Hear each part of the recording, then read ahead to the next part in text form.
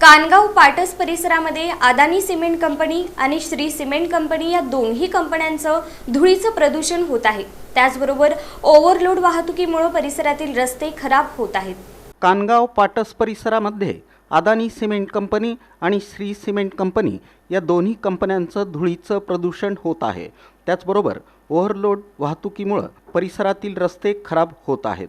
वेळोवेळी निवेदन देऊनही संबंधित विभागानं अद्यापही या विषयाकडे दुर्लक्ष केलं आहे।